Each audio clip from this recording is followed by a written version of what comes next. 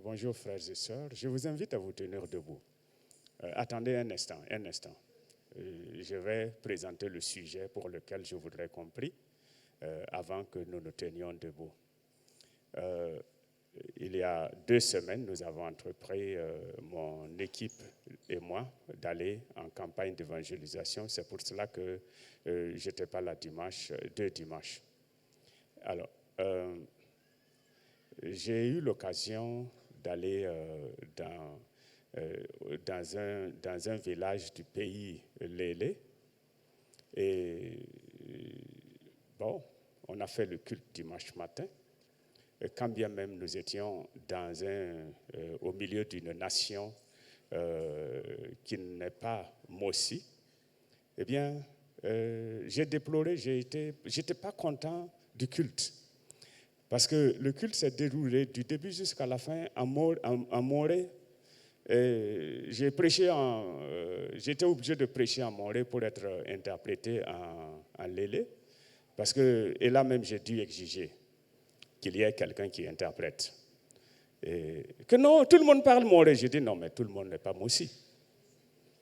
Alors, et c'est là un exemple des difficultés à la croissance de l'Église des Assemblées de Dieu sur l'étendue du territoire burkinabé. Vous allez quelque part, le culte se fait en Morée, dans le meilleur des cas en français. Et alors que nous avons des gens, des pasteurs, des serviteurs de Dieu qui sont installés au milieu de ces peuples-là, mais qui n'arrivent pas, qui n'impactent pas réellement comme le Seigneur aurait voulu ces villages, ces villageois, parce qu'on ne s'adresse pas à eux dans leur langue. Dans le culte d'environ 2 heures et quelques minutes, et il y a eu on a fait chanter un chant dans la langue du terroir, un seul chant. Alors, moi, je peux comprendre que quand c'est comme ça, que les gens ne viennent pas à l'église. Je peux comprendre ça. Moi-même, je serais révolté. Parce que, il y a un problème quelque part qu'il faut corriger. Et si les assemblées de Dieu veulent être efficaces, si nous voulons atteindre les extrémités de la terre, les extrémités du Burkina Faso, il va falloir que nous trouvions des solutions à ce problème linguistique. Il faut qu'on le lève. Voyez notre culte ce matin. L'animateur pour les collectes a fait chanter du Morée, du Morée, du Morée, du Morée. Alors que je suis sûr que parmi nous, il y en a qui ne parlent pas Morée. On aurait pu faire chanter en Bissa. On aurait pu faire chanter en Lélé, en Kassena, en Dioula. Si on veut changer, on ne veut pas changer en Morée, en français seulement, eh bien, on peut faire chanter les autres ethnies aussi qui sont parties de cette assemblée. Que Dieu nous aide. Et je vous invite à vous tenir debout parce que ça, c'est un frein, c'est l'un des grands freins. En fait, c'est le frein principal de l'évangélisation de la part de l'Église des Assemblées de Dieu au Burkina Faso. Il faut qu'on change. Et je vous invite à prier. Ne soyez pas en colère comme moi, parce que là, ce sera un frein pour l'exaucement de la prière. Prions. Seigneur notre Dieu, nous te prions de nous venir en aide, de donner de la sagesse à ton peuple que nous sommes. Nous avons été sauvés, rachetés. Seigneur notre Dieu, au même prix que pour les autres ethnies. Et nous avons, Seigneur notre Père, fait connaissance avec toi. Et tu as eu confiance en nous, tu nous as envoyés en mission. Comme nous l'avons chanté, comme nous l'avons enseigné tout au long de cette semaine aux jeunes gens. Nous voulons, Seigneur notre Dieu, remplir cette vocation qui est nôtre. Et je voudrais te prier particulièrement pour l'Église des Assemblées de Dieu, que l'on identifie, Seigneur, comme étant l'Église des Mossé.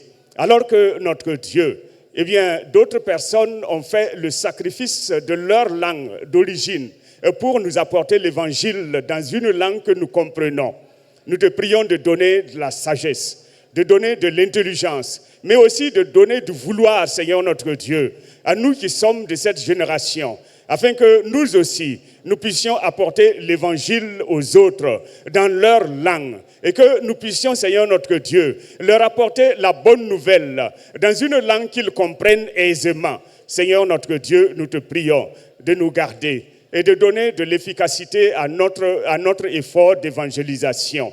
Nous te prions de nous venir en aide dans toutes les circonstances, dans toutes les provinces, dans toutes les régions, dans tous les villages, notre Dieu, et que tu nous mettes à cœur, mais aussi que tu nous donnes, Seigneur notre Père, la capacité d'apprendre les langues des autres afin de leur apporter l'évangile. Seigneur Père, oh, viens à notre secours. L'Église des Assemblées de Dieu est grande. Elle a une grande responsabilité également dans ce pays. Nous te prions, Seigneur notre Dieu, que tu donnes à chaque membre de cette Église le sens de la responsabilité, mais aussi la capacité, le vouloir et le faire pour aller vers les autres. Seigneur notre Dieu, aide-nous pour que nous puissions faire ce que nous devons faire, pour que les autres entendent l'Évangile. Notre Père et Dieu, je voudrais te demander pour ceux qui sont déjà installés dans ces zones, que tu leur donnes, notre Dieu, de la sagesse pour intégrer les autres, que tu ouvres leurs yeux pour qu'ils voient la grande porte ouverte vers les autochtones de ces villages, afin qu'ils leur apportent l'évangile dans leur langue. Nous te prions, Seigneur notre Dieu, pour qu'ils ouvrent leur cœur, qu'ils ouvrent leur église, leur assemblée pour les accueillir et leur donner la place qui leur revient. Nous sommes allés vers eux. Nous te prions, Seigneur notre Dieu, de nous garder, notre Père, de les ignorer, de les oublier, que nous puissions les intégrer dans le corps de Christ. Père, aide chacun de nous, mais aide l'Église pour que nous puissions tourner les regards vers toi afin d'accomplir ta volonté. Sois béni au nom de Jésus, notre Sauveur. Amen. Je voudrais demander à 2 personnes, vous allez élever la voix, chacun dans une langue, dans votre langue maternelle. Donc les mots aussi, taisez-vous.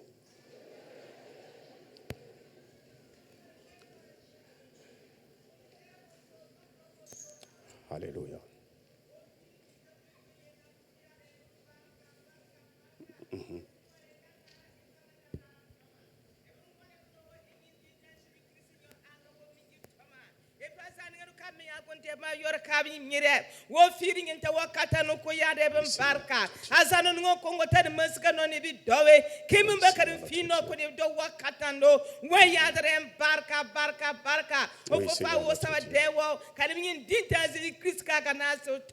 Amen. Amen. Amen.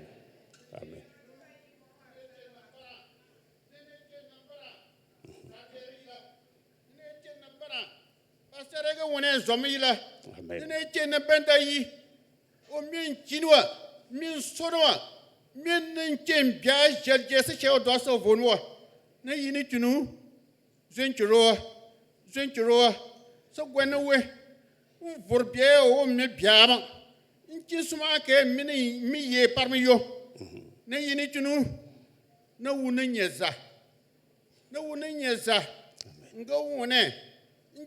Pastor Zonsumare des Zanigaku Kilimu.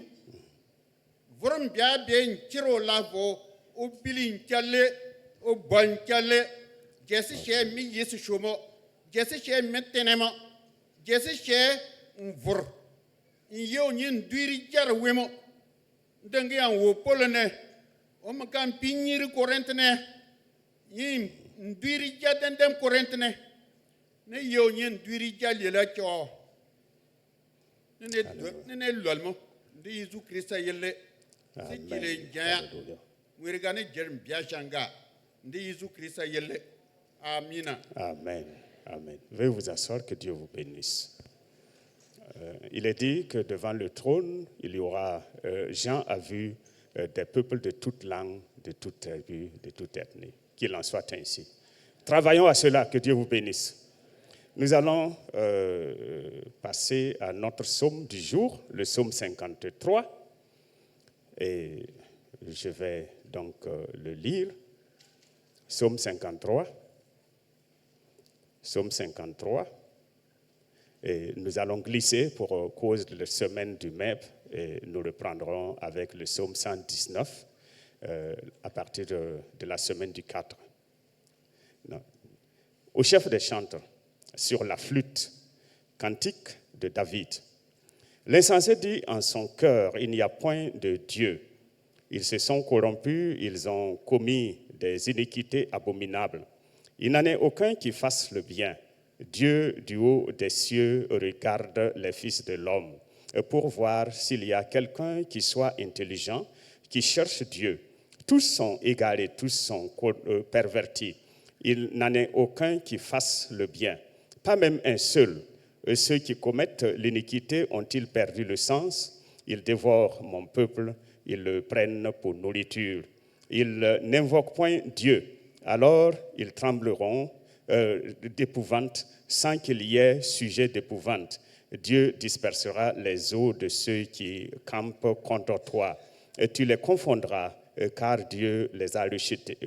Oh, qui fera partir de Sion la délivrance d'Israël?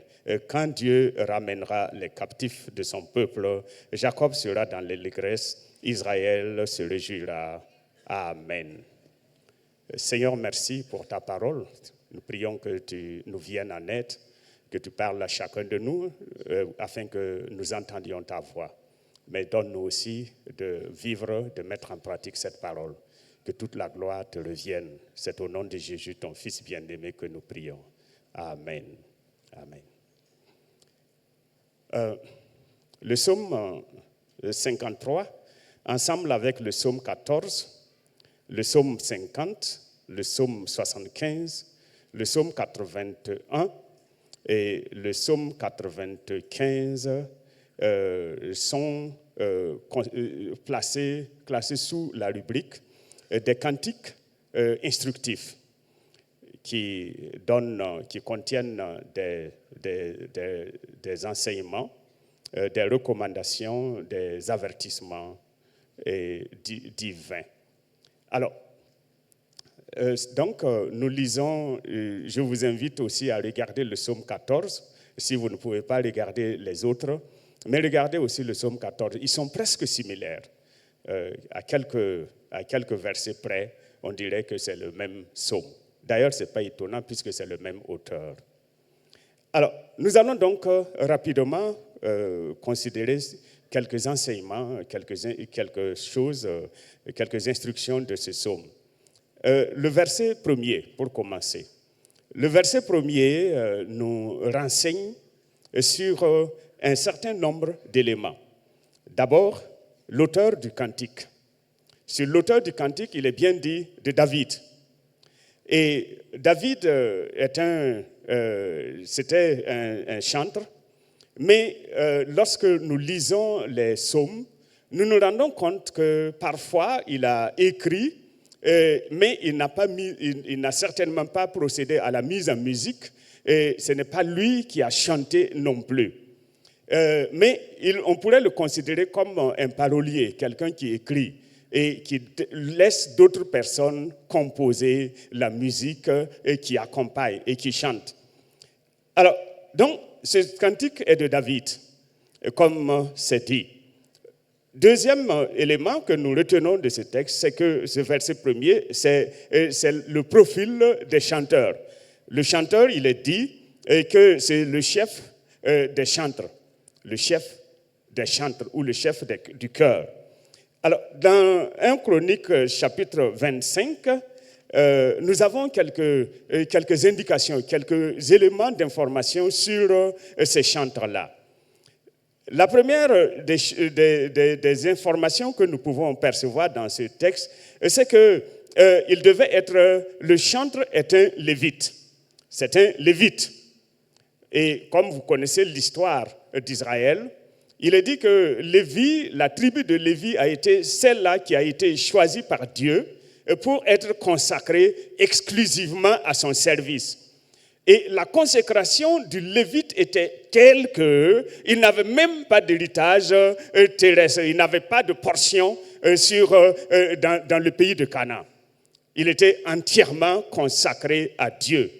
Et il dépendait de Dieu et il vivait par Dieu et pour Dieu et de Dieu. n'y avait rien d'autre qu'il fasse sinon que de servir Dieu.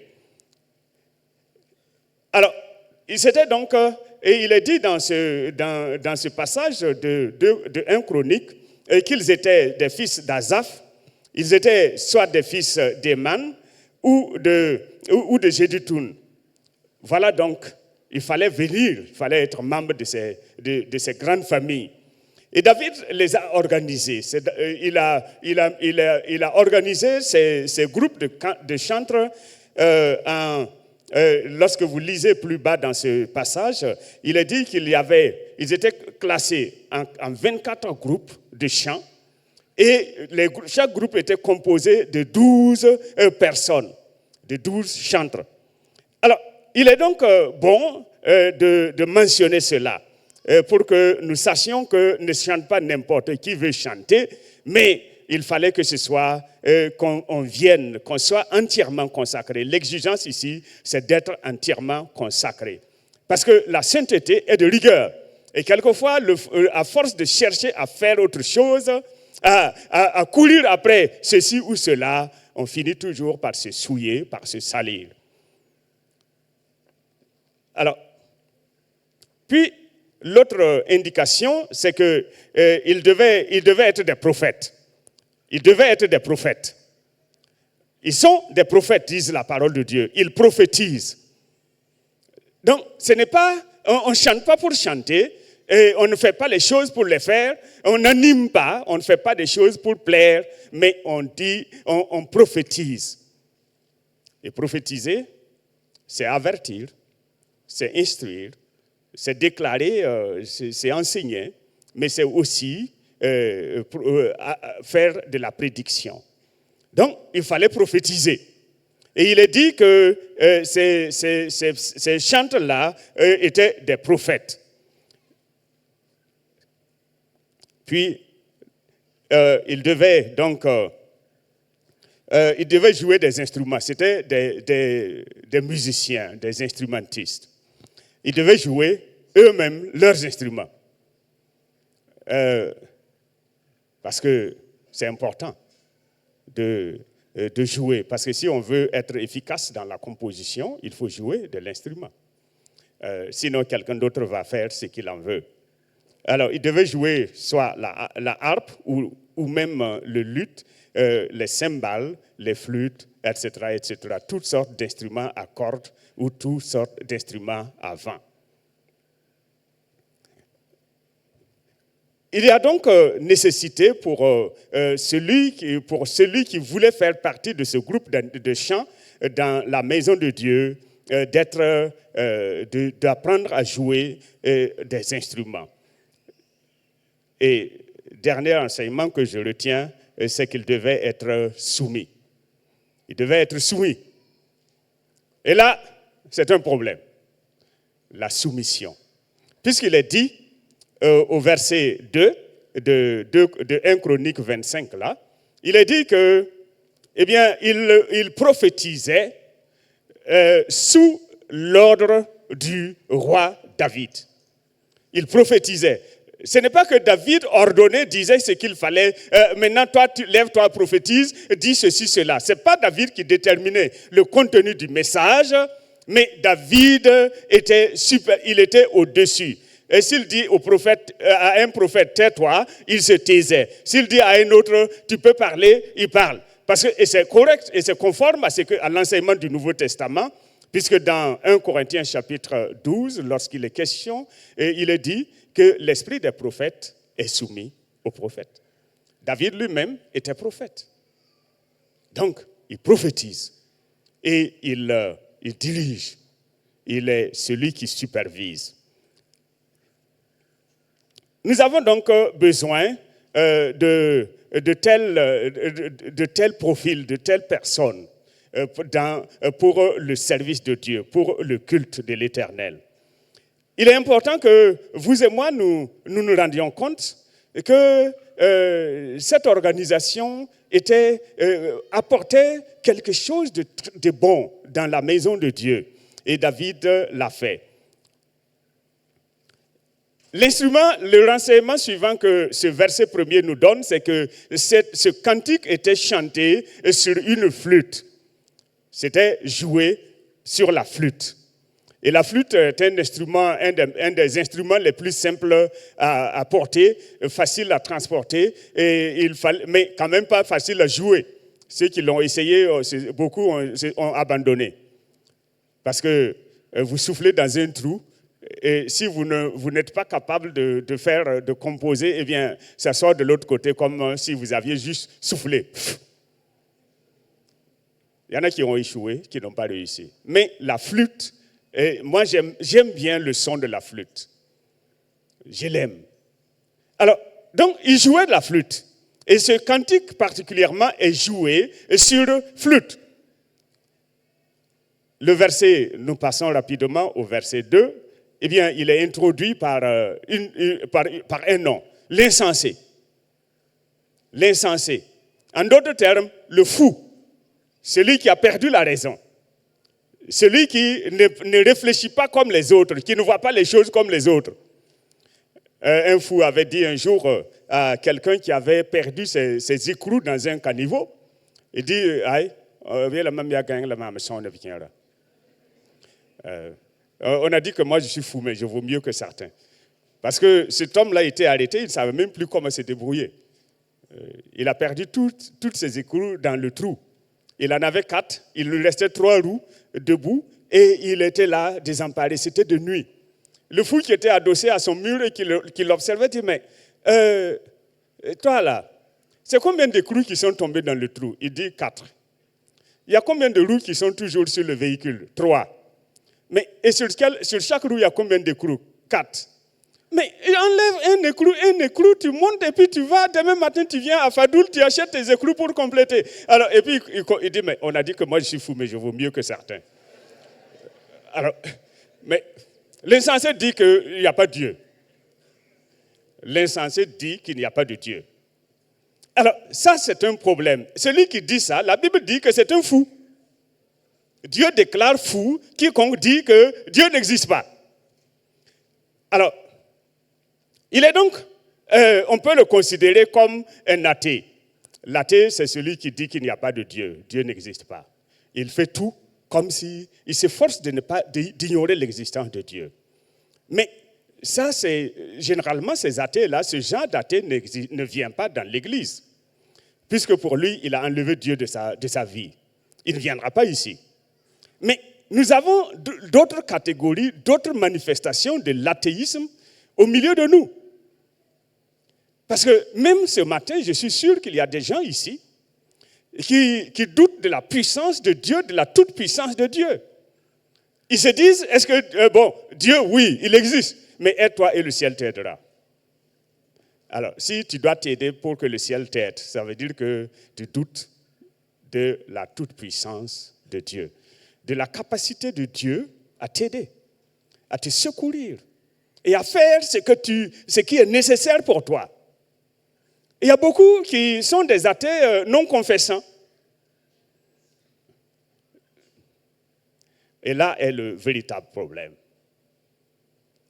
On est en face d'une situation donnée et on se dit, non, Dieu, c'est possible, Dieu peut tout, c'est vrai, mais ici, là, on raconte l'histoire de quelqu'un qui avait été pris en flagrant délit. Et entouré par ceux qui étaient prêts à en finir avec lui, eh bien, il dit, ah, Dieu peut tout. Mais aujourd'hui, là, Dieu ne peut pas empêcher que moi, je meure.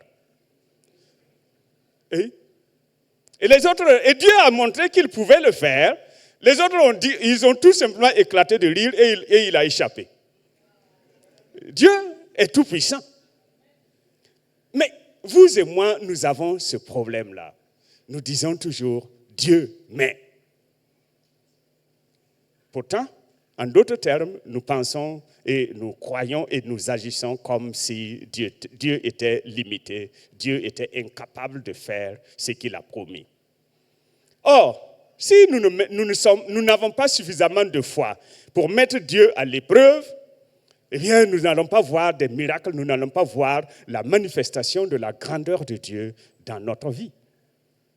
L'insensé dit dans son cœur, il n'y a pas de Dieu. Mais En fait, il y a ceux qui le disent pour se donner la liberté de faire tout le mal qu'ils veulent. Ils deviennent sans frein puisqu'ils disent qu'il n'y a pas de Dieu. Donc il n'y a pas de juge, il n'y a rien, il n'y a pas de châtiment, absolument rien. On est libre de faire tout ce qu'on veut, mangeons et buvons, disent-ils. Il y a beaucoup de chrétiens qui ne croient même pas, enfin, je dis des chrétiens, de non, qui ne croient pas au jugement, puisqu'on leur a dit, c'est ici-bas, tout est fini. N'est-ce pas ce que les autres enseignent? Et pourtant, vous et moi, nous devons croire que Dieu a fixé un jour pour juger et pour le châtiment du méchant. Et la suite de ce psaume parle justement de l'attitude de celui qui rejette Dieu. Il se donne des libertés, il méprise les autres, il tue, il prend les autres comme nourriture. Il ne pense pas à son prochain. Il ne s'inquiète pas de la souffrance de son prochain. Et vous savez, dans l'épître de Paul aux Romains, Romains chapitre 1, à partir du verset 18, vous lisez-le, vous verrez quelle est l'attitude et quel comportement on peut avoir si on a rejeté Dieu. Et vous pouvez lire également Genèse chapitre 6, verset 1 à 7, et vous pouvez lire également Genèse chapitre 19 à 20, lisez Juges chapitre 19. Le monde, les hommes deviennent sans frein quand ils expulsent Dieu, quand ils se détournent de Dieu, quand ils disent qu'il n'y a pas de Dieu.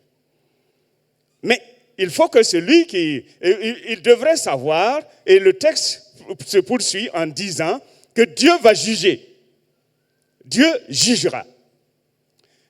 Et pourquoi va-t-il juger? Parce qu'en réalité, nous devons savoir, toute personne doit savoir et garder cela à l'esprit. Eh bien, nous devons être conscients que ce que nous faisons à notre prochain, c'est au Seigneur que nous le faisons. Nous le faisons à Dieu. Regardez dans Matthieu chapitre 25. Qu'est-ce qui s'est passé? Jésus dit que le jour du jugement, certains vont venir dire « Ah Seigneur, Seigneur », et puis il va mettre les uns à droite, les autres à gauche, et puis finir par dire à ceux qui sont à sa droite « Entrez », parce que ils ont dit « Mais quand est-ce qu'avons-nous vu, et quand est-ce qu'avons-nous fait ces choses ?»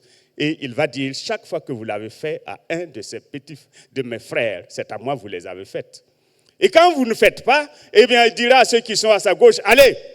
avec le diable dans le feu éternel qui a été préparé pour lui. Et ils vont se demander, mais pourquoi? Il dit, mais parce que vous ne m'avez pas fait ça. Ils disent, mais quand est-ce qu'on t'a vu et on n'a pas fait ça? On a vu tes besoins et nous ne sommes pas intervenus. Il dit, chaque fois que vous n'avez pas fait cela à un de mes plus petits frères, c'est à moi que vous les avez refusés. Dieu s'identifie donc aux souffrants. En fait, on peut victimiser, on peut tuer, on peut faire tout ce qu'on veut, on peut faire tout le mal que l'on veut, parce qu'on se dit, Dieu n'agit pas maintenant. Comme a dit celui-ci, quelqu'un un jour, lors d'une de ses causeries avec, c'était un athée, et il discute, il dit non, Dieu n'existe pas. Et les autres disent Dieu existe. Il dit non, si Dieu existe, qu'il me gifle. Il tend la joue. Dieu ne l'a pas giflé. Parce que Dieu ne va pas s'abaisser pour faire ça, non. Alors, Dieu jugera. Mais Dieu existe et il va finir par juger. Et il est important que notre comportement, notre vie soit réglée avec cette conscience et que le jour du jugement arrive. Comme ça, au moins, on va se retenir. Jésus a dit à Saul de Tarse, lorsqu'il était sur le chemin de Damas, Actes chapitre 9. Saul, Saul, pourquoi me persécutes-tu? Il dit, non mais, Seigneur, qui es-tu? Il dit, je suis Jésus que tu persécutes.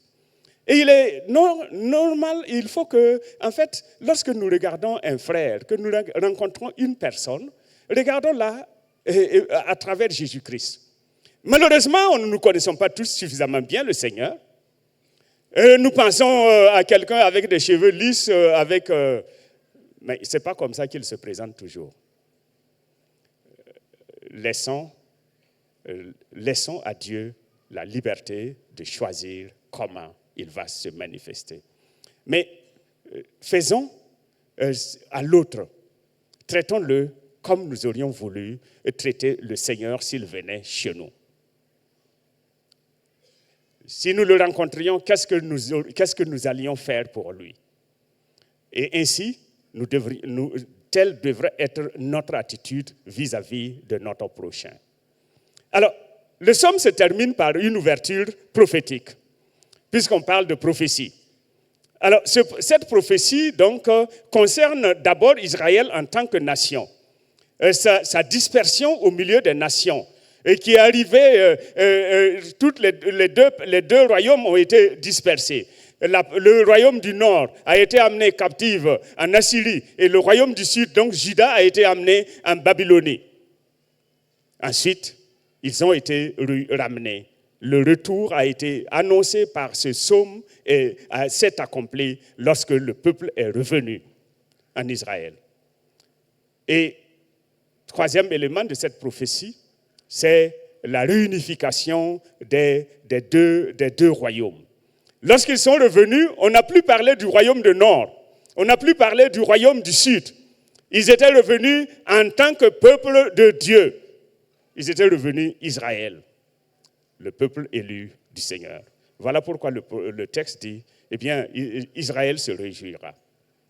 Mais c'est aussi une prophétie concernant l'Église, puisque la Bible dit que nous serons réunis, donc l'Église et le peuple naturel de Dieu, l'élu de Dieu, seront réunis en un seul corps pour former l'Église qui sera présentée à Dieu. Frères et sœurs, que Dieu nous aide à toujours croire que Dieu existe et à agir comme s'il existait. Que ce que nous disons et ce que nous faisons ne se contredisent pas, mais que notre déclaration, notre confession de foi, Dieu existe, eh bien, guide aussi nos actions. Parce qu'il y a de l'espérance pour nous. Que Dieu vous bénisse.